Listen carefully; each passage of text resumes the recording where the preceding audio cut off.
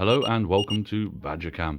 In this week's video we're going to be taking a look at the 1/35th scale US Army UH-1C Frog made by Academy Models. Now this is quite a big model kit and one I've been looking forward to building for quite some time. I'm going to do something a little bit different with this kit. I'm not going to show you me building it all. I'm just going to stop, and when I've built so much of the kit I'm going to point out little bits and pieces where the kit could do with improving, or any parts where the number's missing or wrong for what's been shown. And hopefully this review will sort of show you the model being built in steps, and help point out a few of those steps that you might have to be a little bit more careful in building them yourself, or you're just going to have to breathe and meditate and calm yourself down and prepare before you do those steps. Anyway, without further ado, let's get on with it. Looking at the first few steps, it's all interior. The cockpit really is the only thing you're going to be doing right up until step 7 when you start working on the rotor. Now because of this, I think I'm just getting to the end of step 8. I found that the easiest way to go about this kit was to paint and install as you go. But there's a few little bits that I want to bring to your attention, as they're going to be quite tricky for you to do later on. The first stumbling block with this kit comes with this little bit right here. It's one of the fiddliest things I've ever had to do. I don't know if you can see that properly. Tucked away, passenger seat in the back.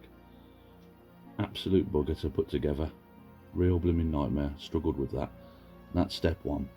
There's one other little problem with this chair, and that is, if you put it in how it seems to make sense, it's a little bit high, and when you go to put your little plastic chap in it later on, you might find that his feet are kicking in the air like a toddler sitting in a chair that's too big for him. So if you're building this, make sure you build the blokes at the same time you're building the chairs, so you can put them in and make sure the feet are well and truly planted on the ground, because I'm going to go back into that, drill it out and lower it down a little millimetre or so. Just in there, you can just see the little bump. Yeah, get rid of that, lower it in so it works properly. There's only other one little bit, and that's around step 5, that you might have to have a little bit of trouble with, depending, and it's these side posts here. There's no exact point to line them up. There's a nice place in the bottom, but there's nothing really to clip into in the upper roof, the upper cab roof kind of thing, or upper cockpit roof. Now, it doesn't say anything, but what I found to do is, whilst you're installing these, simply dry fit the outer shell while you're lining these up. Then when the whole kit goes together later on, you're not going to find that bit juts out more than it should, or sits at a bit of a crooked angle. We've got a phantom part in step 7. What number is it? Am I just being an idiot? Is it hidden around somewhere? I don't think so. I've stared at that for blooming ages. Looking at the sheet, I believe phantom part in step 7 should be a decal. Not a decal. Should be a parts list here. Looking at all the bits and pieces, I get the feeling that part that's missing is B20, and I've installed B20 into that place. So yeah, no harm, no fuss. There's nothing really else that looks like that. Carrying on with the build, I've just put the outer shell over the inner shell. Now the fit here was okay. I've seen better, I've seen worse. Needed a bit of heavy squeezing to get some parts to go together. The top went together quite well, but on the bottom there was quite a bit of a gap. I've had to use some filler to pack that out, kind of thing. Like I say, I've seen better, I've seen worse. I think I've lined everything up properly, but there's a bit of a gap between the nose bubble supports and the outer wall. I hope that doesn't cause issue later, but the back side of the main sort of cabin area, the back deck, is lined up perfectly flush with the back line there. So yeah, it's kind of a take your pick where to line it up to. A couple of other bits to watch out for and note. In order to add this bit, you've got to cut off a couple of little bits on the already existing piece. Now, I don't know why they ask you to do it after you've glued the two halves together, but they do. It would be easier to cut out before you glue them together, so there's a bit of a heads up. The other one as well is, if you want to put that hatch in, you're going to have to put it in before you put that over the top. I think the idea is with this kit that that kind of clips and holds that piece in if you're going to have it openable to look at the interior of your engine. I didn't want any of that, so yeah, I've glued that straight into place and then glued that straight over the top because yeah, I don't need to show the engine. Moving on, there haven't been any major issues with any of the construction. This bit here, the grenade launcher, is a little bit fiddly to get lined up. When you do get it lined up, it's quite nicely balanced and moves on its own accord, which is a nice feature. Now from here on out, there's nothing more I can do without adding a little bit of paint to it. I've opted not to build the rotors front and back or add any of the doors or glass parts that would finish the model until I've put the green on. I think it'll probably be a little bit easier and a little bit cleaner if I leave those parts until afterwards. So I'm going to get on and start adding the first shades of paint. God knows what colour I'm going to add it though, as there's about 1,000,001 different suggestions for Huey greens. Anyway, I'll speak to you in a mo. Sometime later, it's finally painted to a stage where I can carry on with the build. In the end, I opted with a Tamiya khaki drab as the base coat and a Vallejo US forest green as a wash over the top. And once them two had dried, I went over with some Army Painter strong tone and picked out the panel lines. And I'm quite happy with how it's looking so far.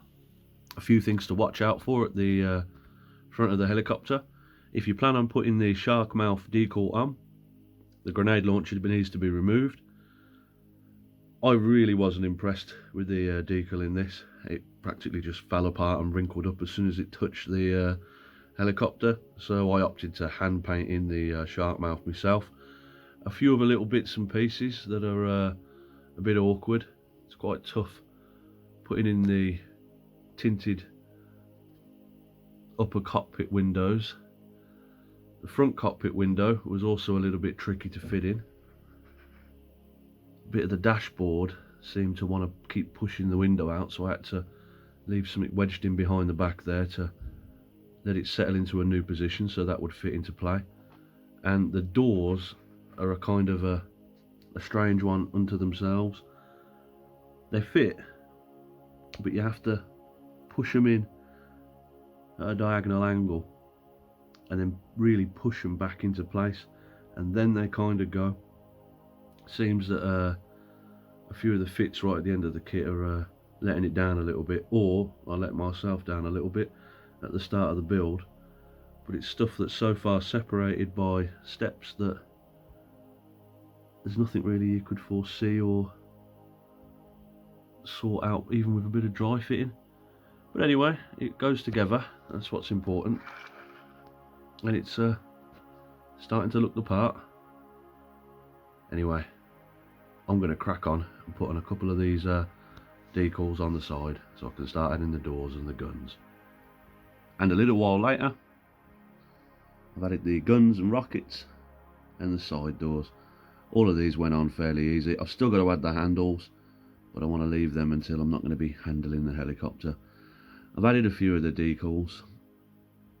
They're not the greatest. Having a look at the history of this kit, it looks like it's a reboxed Revel, and I tend to avoid Revel if I can because of the decals.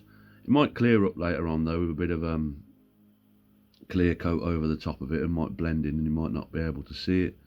But yeah, just a bit of a nitpick really. But really enjoying how this helicopter's shaping up. I'm on the final stages of assembly now. I've got a few more decals to add, the bloke in the back to add, and I'm just in the process of putting the first base coat down on the main rotors and the smaller stabiliser. Alright then, I think the next one will probably be a shot of it all finished. And I think at this stage, I'm ready to call it complete. One little bit to watch out for towards the end, this little piece here, and it tells you to put it on so you can move it. You really need to, as you need to put that into a certain position so that the main rotor will push down and fit in. But other than that, the last stages of construction were fairly simple and fairly straightforward. A bit of a clear coat has blended all of the decals in as well, so they don't look like they've got cling film wrapped over the top of them. I've added the little chap in the back. Paint's still drying on him, so he might end up needing a highlight, but we'll see how he looks when he's done. And all of these tiny little decals have been put on around the sides. All in all, I think this is actually quite a good kit. There's a few bits where it doesn't really want to go together as easy as it might do on other kits, but there's nothing glaringly obvious, and you get a good helicopter out of it at the end. You're going to need to be a bit patient, parts, but if you stick with it and take your time, there's nothing stopping you from getting a nice model from this. Anyway, I hope if you're building one of these at home, you found it helpful and it helps prepare you for a few of the little parts of the kit which are a little bit tricky to do. Until next time though, look after yourselves and have a good one. Goodbye.